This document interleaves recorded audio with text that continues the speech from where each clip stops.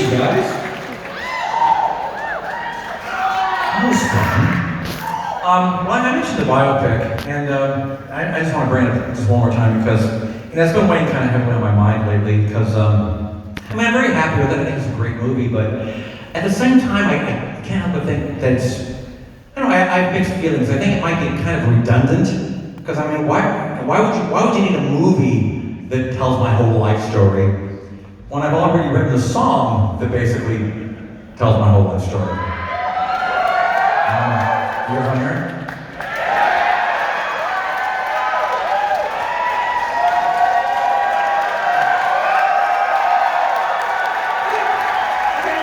You've convinced me. All right, this is a song which we like to call Albuquerque.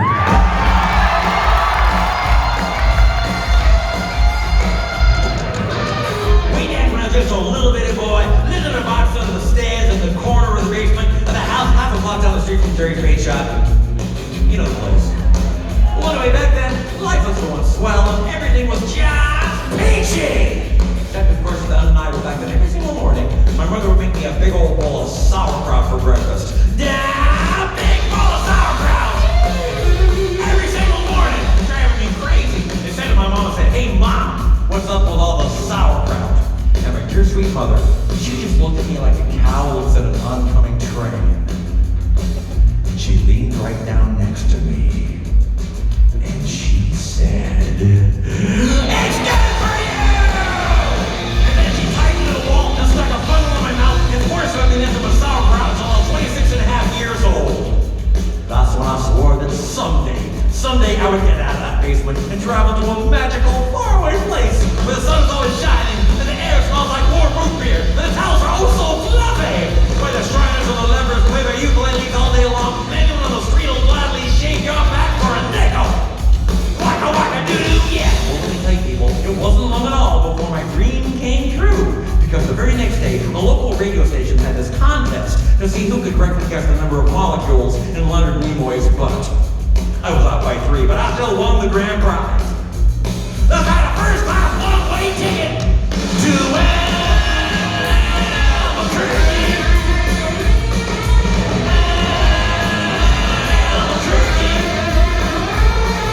You know, I've never been on a real airplane before, and I gotta tell you, it was really great. Except that I had to sit between 2 large Albanian women with excruciatingly severe body odor. And the little kid in back of me kept throwing up the whole time. And the flight attendants ran out of Dr. Pepper and salted peanuts. And the in-flight movie was Biodome with Pauly Shore. And, 3 of the airplane engines burned out. And we went into a tailspin and crashed through the hillside. And the plane exploded in a giant fireball. And everybody died! Except for me. You know why? Because I have a trade table up. And we'll see they get the foot up. Right position. Have a trade table up. And we'll see they get the foot up. Right position. Have a trade table up. And we'll see they get the foot up. Right position.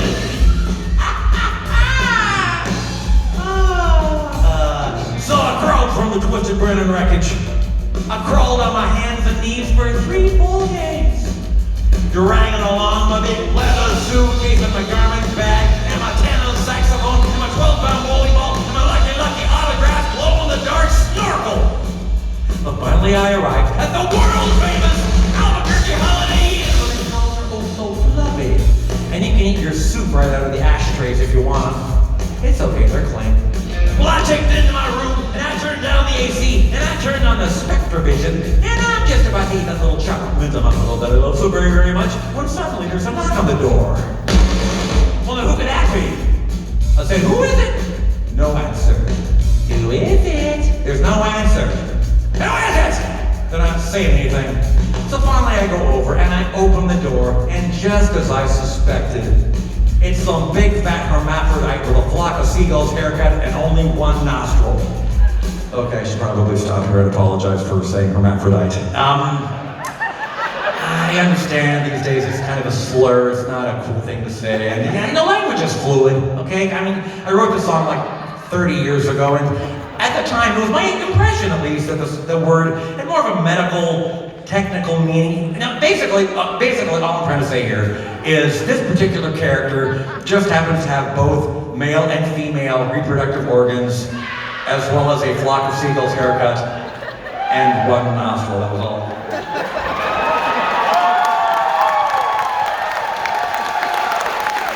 So anyway, he bursts into the room and he grabs my lucky snorkel. I'm like, hey, you can't have that. That snorkel's been just like a snorkel to me. And he's like, top. And I'm like, give it. And he's like, make me. And I'm like, okay. So I grabbed his leg and he grabbed my esophagus and I bit off his ear and he chewed off my eyebrows and I took out his appendix and he gave me a colonic irrigation. Yes, indeed, you better believe it. And somehow in the middle of it all, the phone got knocked off the hook. And 20 seconds later, I heard a familiar voice. And you know what it said? I'll tell you what it said. It said, if you'd like to make me call, please hang up and try again. If you need help, hang up and then dial your operator. If you'd like to make me call, please hang up and try again. If you need help, hang up and then dial your operator. In Albuquerque.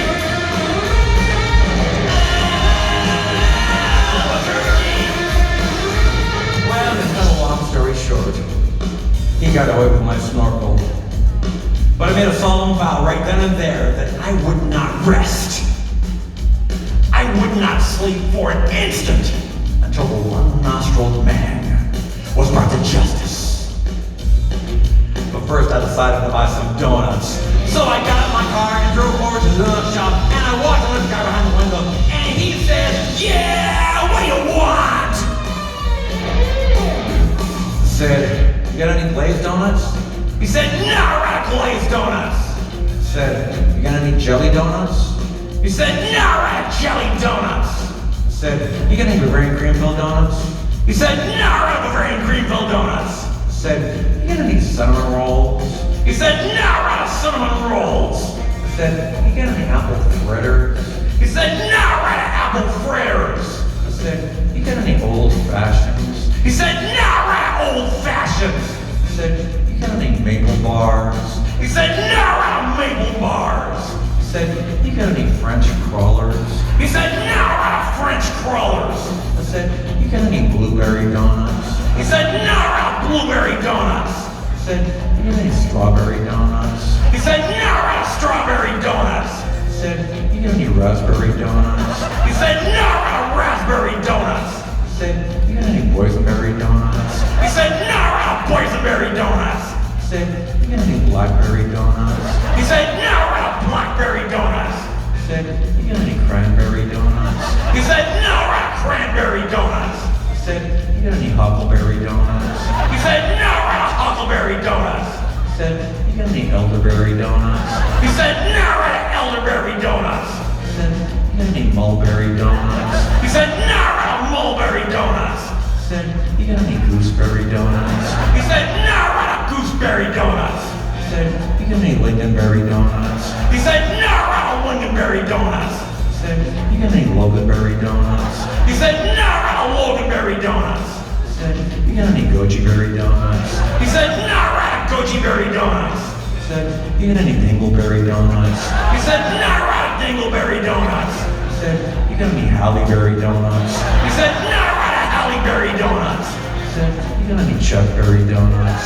He said, no, I got chuckberry donuts. I said, you got any bear claws? He said, wait a minute, I'll go check.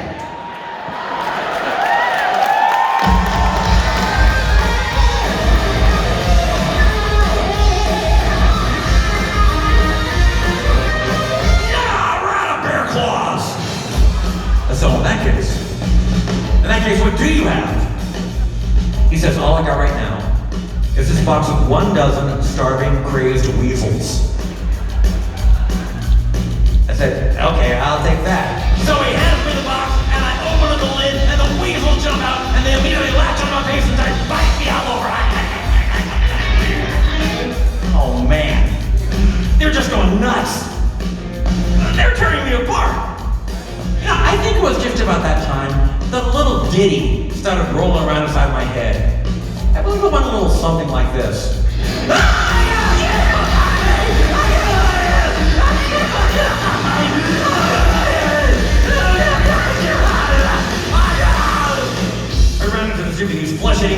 all over my face, waving my arms all around, and just running like a constipated wiener dog.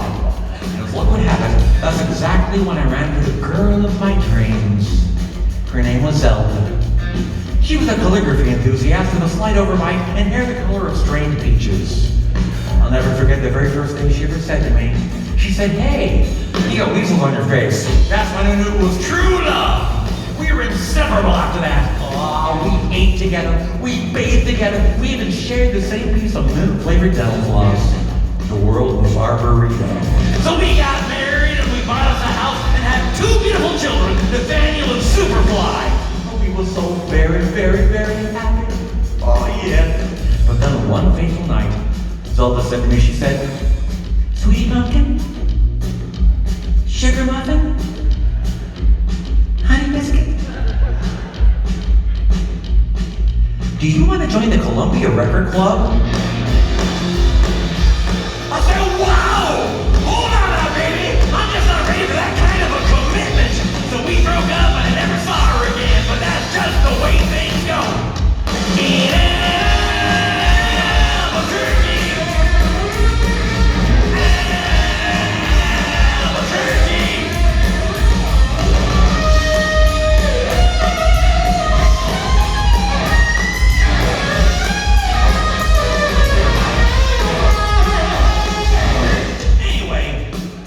Started looking up for me because about a week later, I finally achieved my lifelong dream.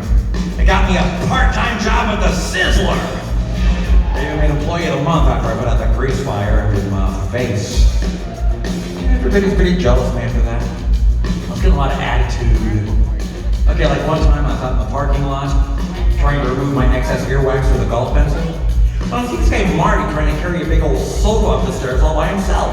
So I say to him, "Hey, you want me to help you with that?" And Marty, he just rolls his eyes and goes, "No, I want you to cut off my arms and legs with a chainsaw." So I did. And then he gets all indignant on me. He's like, "Hey man, I was just being sarcastic." Well, that's just great. How was I supposed to know that? Not a mind read for crying out loud. Besides, now he's got a really cute nickname, Torso Boy. So what's he complaining about? Say, that reminds me of another amusing anecdote. This guy comes up to me on the street and he tells me he hasn't had a bite in 3 days. I knew what he meant, but just to be funny, I took a big bite out of his jugular vein and he's yelling and screaming and bleeding all over and I'm like, "Hey, come on, don't you get it?" But he keeps rolling around the sidewalk, bleeding and screaming, "Ah! Ah! Ah! Ah!" You know, completely missing the irony in the whole situation. Some people just can't take a joke, you know? Anyway.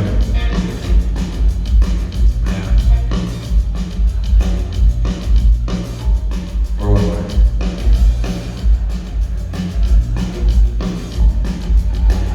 Kind of lost my train of thought. Oh, man.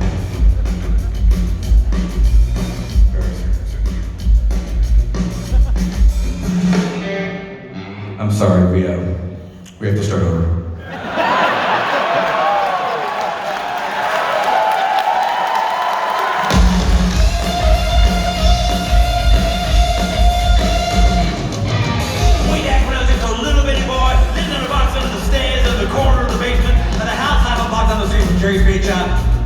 You know the place. Well, anyway, back then, life was going swell and everything was just peachy. Except, of course, the undeniable fact that every single morning, my mother would make me a big old bowl of sauerkraut for breakfast. Big bowl of sauerkraut! Every single morning, it was driving me crazy. I said to my mom, I said, "Hey, Mom, what's up with all the sauerkraut?" And my dear sweet mother, she just looked at me like a cow looks at an oncoming train.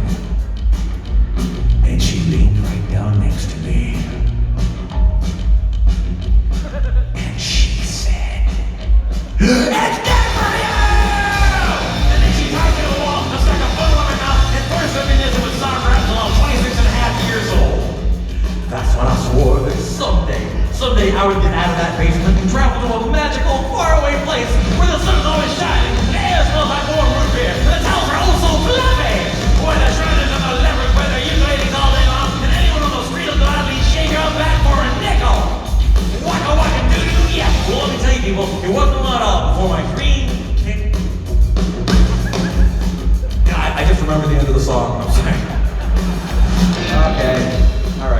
back on track. Sorry.